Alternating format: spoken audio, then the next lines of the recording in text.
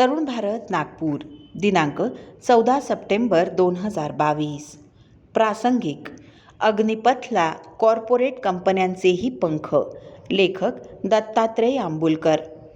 केंद्र सरकारच्या अग्निपथ योजनेला तीव्र विरोध करण्याचे विरोधकांचे आणि देशविघातक शक्तींचे मनसुबे पूर्णतः फोल ठरले आहेत। त्यामध्ये केंद्र सरकारने या योजनेविषयी अपप्रचाराला मोडून काढलंच, शिवाय कॉर्पोरेट कंपन्यांनीही अग्निवीरांना नोकरीत प्राधान्यक्रम देण्याचा निर्णय घेतला आहे। केंद्र सरकारने नव्याने सुरू केलेल्या अग्निपथ किंवा अग्निवीर योजनेला मिळणाऱ्या वाढत्या प्रतिसादामुळे या योजनेला प्रारंभी झालेला विरोध झाकोळला गेलाय। त्याचबरोबर विविध प्रमुख कॉर्पोरेट कंपन्यांनी देखील अग्निपथ योजना भविष्यात महत्त्वपूर्ण आणि विशेष स्वरूपात उपयुक्त ठरणार असल्याने या योजनेला आपला पाठिंबा जाहीरपणे दर्शवलाय। यामुळे अग्निपथ योजनेला मोठं पाठबळ प्राप्त होतानाच योजनेला होणारा विरोध नक्कीच मावळला आहे। या संदर्भात व्यवस्थापकीय कंपन्यांच्या मते भारतीय सैन्य दलाअंतर्गत तिन्ही संरक्षण दलांना शिस्त, क्षमता, कार्यक्षमता, नेतृत्व याची प्रदीर्घ आणि यशस्वी अशी परंपरा लाभली असून त्याची भलामण वेळोवेळी आंतरराष्ट्रीय स्तरावर सुद्धा करण्यात आली आहे। त्याला आता अग्निपथद्वारे नवं आणि उपयुक्त स्वरूप दिलं जातंय। कंपन्यांच्या मते तिन्ही संरक्षण दलांच्या अग्निवीरांना त्यांच्या कौशल्य आणि गुणात्मक विकासाच्या दृष्टीने जे विशेष प्रशिक्षण दिलं जाणार आहे त्याचा मोठा फायदा कंपन्यांना होणार आहे। याचं कारण या कंपन्यांना शिस्तीसह कौशल्य प्रशिक्षित उमेदवार कर्मचारी म्हणून लाभणार आहेत। तंत्रज्ञानावर आधारित उद्योगांच्या वाढत्या गरजा आणि सैन्य दलातील शिक्षण, प्रशिक्षण आणि अनुभवाच्या संदर्भात सांगायचं म्हणजे सैन्य दलात प्रशिक्षण किंवा सेवा करणाऱ्यांमध्ये अधिकांश उमेदवार हे तंत्रज्ञानामध्ये प्रशिक्षितच नव्हे तर प्रावीण्य प्राप्त असतात। वाहनांची दुरुस्ती, निगराणी, वायुदलातील विमान दुरुस्ती, नौदलातील तंत्रज्ञान आणि इंजिन हाताळणी या विशेष तांत्रिक बाबींशिवाय संरक्षण दलांमध्ये मोठ्या प्रमाणात प्रचलित असणाऱ्या मालवाहतूक हाताळणी, संदेशवहन, बांधकाम, आरोग्य सेवा आणि प्रशासन अशा विविध खाजगी क्षेत्रातील कंपन्यांना अनुभवी कर्मचारी उपलब्ध होणार आहेत।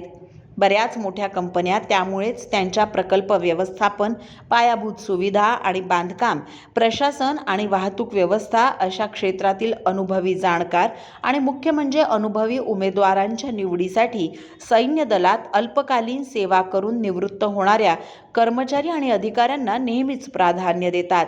अग्निवीरांच्या संदर्भात सुद्धा हीच बाब निश्चितपणे आणि वेगळ्या संदर्भात लागू होणारी ठरते। सकृतदर्शनी पाहता सैन्य दलाच्या अग्निवीर योजनेअंतर्गत शारीरिकदृष्ट्या सक्षम आणि पात्रताधारक तरुणांना सैन्य दलाच्या तिन्ही विभागांअंतर्गत विविध प्रकारचं शिक्षण, प्रशिक्षण दिलं जाणार आहे। या प्रशिक्षणाचा कालावधी 4.5 वर्षांचा असून त्या दरम्यान त्यांना आधी नमूद केल्याप्रमाणेच सैन्य दलात विविध प्रकारचं शिक्षण, प्रशिक्षण दिलं जाईल।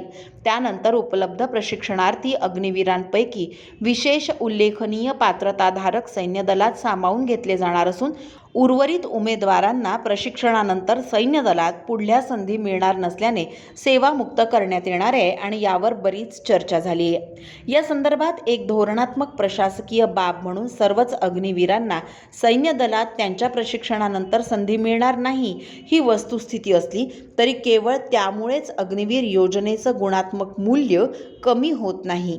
याचं महत्त्वाचं कारण म्हणजे कंपन्या किंवा औद्योगिक क्षेत्रात उमेदवारी प्रशिक्षण कायदा किंवा योजनेनुसार ज्याप्रमाणे नवागत उमेदवारांना त्यांच्या 1 ते 3 वर्षीय प्रशिक्षण कालावधीनंतर कायम नोकरीची शाश्वती नसली तरी त्यांच्या प्रशिक्षण काळातील कौशल्यामुळे इतरत्र नोकरीच्या मोठ्या संधी त्यांना उपलब्ध होतात। हीच बाब अग्निवीरांना लागू होईल। परिणामी प्रत्यक्षात सैन्य दलात पुढील संधी न मिळणाऱ्या किंवा न मिळालेल्या अग्निवीरांना त्यांच्या युवावस्थेत सैन्य दलातील शिस्तबद्ध प्रशिक्षणाशिवाय संबंधित तांत्रिक ज्ञान, प्रशिक्षण, सराव याद्वारे कौशल्य विकासाचा महत्त्वपूर्ण फायदा होईल। नव्या संदर्भातील या प्रशिक्षणात संगणकीय प्रणाली आणि अद्ययावत तंत्रज्ञानाचा समावेश केला जाणार आहे। अशा विशेष आणि महत्त्वपूर्ण प्रशिक्षण झालेल्या उमेदवारांचा फायदा संबंधित उमेदवारांनाच नव्हे तर कॉर्पोरेट क्षेत्रातील व्यवस्थापन आणि संबंधित कंपन्यांना निश्चितच होणार आहे। त्यामुळेच खाजगी क्षेत्रातील मोठ्या व्यवस्थापन कंपन्यांशी अग्निवीर योजना आणि अग्निवीरांचं केवळ स्वागतच केलेलं नाही, तर या योजनेच्या पुढील योजनेचा अवलंब करण्यासाठी आपलं कृतिशील समर्थन देऊ केलं आहे। या संदर्भात विशेष उल्लेखनीय बाब म्हणून सांगायचं झाल्यास टाटा उद्योग समूहाचे अध्यक्ष एन चंद्रशेखरन यांच्या मते अग्निपथ हा तरुणाईला शिस्त आणि कौशल्य विकासाचा मार्ग दाखवणारा उपक्रमच नाही, तर त्याद्वारे देशाच्या उद्योग आणि प्रशिक्षण तसंच तांत्रिक क्षेत्रातील प्रगत ज्ञान असणारे युवा उमेदवार मिळविण्याचा मोठा फायदा होणार आहे। महिंद्राचे अध्यक्ष आनंद महिंद्रा यांनीही अग्निपथ आणि अग्निवीर यासारख्या केंद्र सरकारच्या नव्या आणि आगळ्या वेगळ्या उपक्रमाला सुरुवातीच्या टप्प्यात आणि मूळ विषय समजून न घेता झालेल्या आक्रस्ताळ्या विरोधाबद्दल तीव्र नापसंती व्यक्त केली। महिंद्रामध्ये प्रशिक्षित अग्निवीरांची आवर्जून निवड करण्यात येईल असं आपलं धोरण स्पष्ट करीत असतानाच अग्निवीरांचं नेतृत्व, शारीरिक क्षमता, शिस्त आणि सामूहिक काम करण्याची प्रवृत्ती या कौशल्य गुणांचं आम्ही अवश्य स्वागत करू असा आनंद महिंद्रा यांनी नमूद केला आहे। JSW गटाचे अध्यक्ष नवीन जिंदाल यांच्यानुसार समाजातील नकारात्मक वृत्ती आणि प्रवृत्तींनी अग्निपथ योजनेमुळे समाजातील युवा वर्गाचं आणि त्याद्वारे देशाचं लष्करीकरण करण्याचा घाट असल्याचा अनाठायी प्रचार करण्यात येतो आहे। प्रत्यक्षात मात्र या प्रशिक्षणाद्वारे युवकांना प्रशिक्षित आणि शिस्तबद्ध पद्धतीने संघटित करण्यात येईल। त्यामुळे देश आणि समाजाचा अविभाज्य भाग असणाऱ्या औद्योगिक क्षेत्राला त्याचा अपरिहार्यपणे लाभच होणार आहे। RPP उद्योग समूहाचे अध्यक्ष हर्ष गोयंका यांनी केंद्र सरकारच्या अग्निपथ योजनेचं स्वागत केलं असून अग्निवीरांचं स्वागत करण्याची सहर्ष तयारी दाखवली आहे। अशीच धारणा बायोकॉनच्या अध्यक्षा आणि व्यवस्थापकीय संचालिका किरण शॉ मुजुमदार यांनीही व्यक्त केली। या साऱ्या पार्श्वभूमीवर निवडक आणि विशिष्ट उद्दिष्टांनी प्रेरित झालेल्या गट आणि समूहांनी सरकारच्या अग्निपथ योजनेला केलेल्या विरोधाचा फोलपणा देशासमोर आला असून उद्योग प्रमुखांच्या ठोस समर्थनाने या योजनेला मोठं पाठबळ लाभलं आहे।